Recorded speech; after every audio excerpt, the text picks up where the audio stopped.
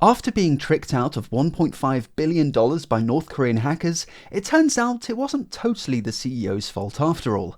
Also in your hacking news roundup, a vulnerability in YouTube was exposing your personal information, and Sweden has gone mad.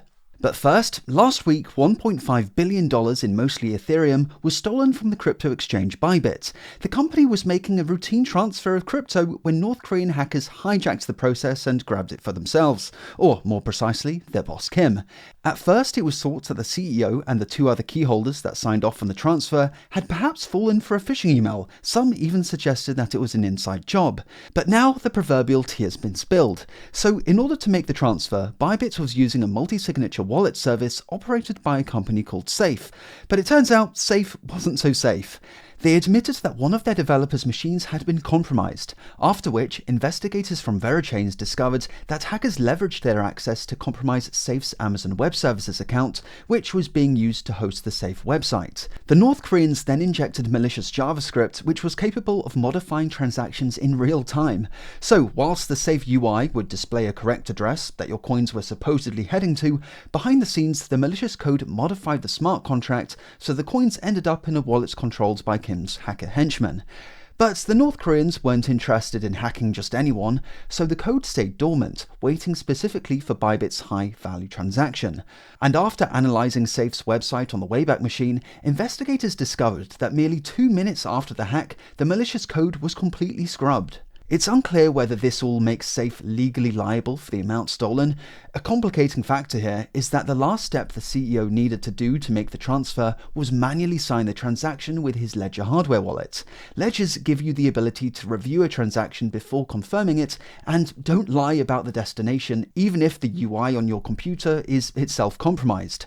However, a few of you pointed out in the comments of my last video that when signing a smart contract with a Ledger, as the CEO did in this case, you don't see the destination address on the Ledger screen, but rather you just see a bunch of hex data, which, unless you decode, doesn't make it clear where the coins will end up. So in the moment, it really wouldn't have been possible for the CEO to know where the coins were going.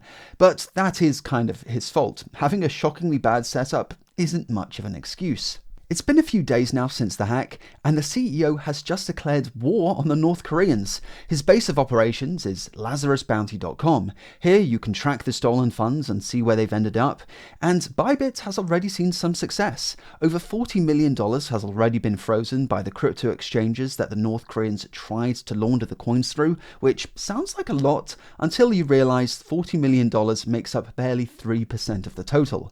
The companies that froze the funds are listed under good actors, but one company has made the naughty list and is apparently completely refusing to cooperate. Bybit claims that $94 million has been funneled through their Excha exchange, but these guys don't get on. There's a bit of bad blood between them, which seems to be a whole rabbit hole in of itself, but this is their statement if you want to pause and have a read. But for the companies that do decide to play ball, there is a reward. Bybit is offering a 10% bounty of the funds frozen. That's 5% to the platforms that freeze funds, and another 5% to the reporters who helped trace it down, with over $4 million already being dished out. And speaking of good actors, this video is sponsored by DeleteMe, the service that helps you reclaim your personal data from the internet's biggest creeps, data brokers. These companies scrape all kinds of sources in order to build a profile on you: your name, address, phone number, relatives, even where you've lived before, and then sell it off to whoever's paying. Sometimes that's law enforcement or insurance companies, but on occasion it's just some rando who's willing to drop a few dollars for your details. Whilst it is possible to opt out of data brokers manually, something which DeleteMe has several free tutorials on, there are hundreds of data brokers out there, so let DeleteMe do the hard work for you. The process is simple. Just complete a quick profile, and then within a week, they'll send you a personalized report exposing which data brokers are leeching off your information. Then they'll send removal requests on your behalf, and so long as you're subscribed, they'll keep checking and keep removing, periodically creating new reports so you can keep tabs on the whole process. DeleteMe is giving you guys 20% off their eligible plans with my link in the description. DeleteMe is also international, serving multiple countries. Just make sure to click the correct link in the description to take back control of your data today. For our next story, a security researcher has discovered a vulnerability in YouTube which could be used to de-anonymize any channel. It all began when our researcher, BruteCat, noticed that when you block someone on YouTube, you're actually blocking that person across all Google services. If you go into your Google account settings, you can view all those accounts. And if you hit that hacker button on your keyboard, F12, you'll find that the page is leaking that person's Gaia ID. All a Gaia ID is just a unique identifier for a particular Google account. Whilst a YouTube channel has a channel ID, a Gmail account has an email address, an AdSense account has a customer ID, but if all these accounts are under the same Google account, they will share the same Gaia ID. Our researcher thought it was strange that the block list was leaking this, because a Gaia ID is only meant to be used internally by Google. Leaking it could cause problems, as we'll soon find out. But having to block someone to get their ID is a bit involved, so BruteCat investigated further. They found that when you're in a live chat on YouTube and merely click the 3 dots next to someone's name, a request is immediately fired off to Google servers, which responds with an encoded version of that Gaia ID, yet another mistake on Google's part. Once decoded, you can't necessarily do anything with the Gaia ID on its own. For that, another vulnerability is needed. So our researcher began looking for old forgotten Google services that might be exploitable, eventually setting their sights on the Pixel Recorder web app.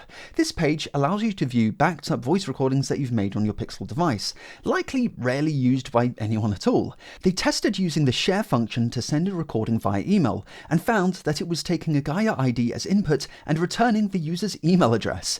So by chaining these two exploits together, it gives a bad actor the ability to de-anonymize any and all YouTube users, resolving their channel to their email address. There was a small problem with this proof of concept though. By using the share function to grab someone's email, the target was sent an email notification. Not a great result if you're a bad actor trying to scrape emails en masse. And whilst there was no obvious way to disable that email notification, our researchers noticed that the title of the recording was automatically appended to the email subject. So they tried breaking this by making the title 2.5 million characters long. And it worked. Now no email notification was being sent, and our white hat hackers were able to put a script together to handle the full attack chain to the point where just pasting someone's channel ID into their tool was enough to grab their email. Of course, BruteCat responsibly disclosed their attack chain to Google and was rewarded in total a nice $10,000. Next up, yet another country is going after encrypted messaging apps. Sweden's government is targeting Signal on WhatsApp, introducing new laws that would force them to make backdoors, giving law enforcement the ability to read your messages. The logic here really is just the same old story, that the end-to-end encryption that these apps use makes it impossible for law enforcement to grab the message histories of criminals, something which Swedish police and intelligence agencies aren't too happy about. If it goes ahead, the new law would require these apps to keep a database of all messages sent and received so they can be requested at will. Signal's CEO isn't much a fan of the idea. Their app's unique selling point is privacy and security. I mean, that's kind of the whole point. So unsurprisingly, the company has made it very clear that if the law is passed, they'll just pack up and leave Sweden. WhatsApp hasn't commented, but their position will almost certainly be the same, leaving Swedes having to use communication platforms with substandard security. But there is a beacon of hope for the Swedish people. The proposed law has seen opposition from a surprising source, Sweden's military. They publicly responded, pointing out the obvious, that it's impossible to introduce such a backdoor without the risk of it being exploited by malicious third parties, like criminals or foreign intelligence agencies. So why is Sweden's military coming to the rescue? Well, they quite like Signal, so much so that earlier this month they introduced requirements for their personnel to use it, citing its great track record on security. It's not like they're replacing their whole military communication network with Signal, but rather they want their people to stop making phone calls and sending SMSs over the regular phone network, which has an awful track record on security. See Volt Typhoon. At the moment, the proposed legislation is in a kind of consultation phase, so it could be months before it's passed, if it even is. As always, thanks for watching, and I'll see you in the next video. Have a good one.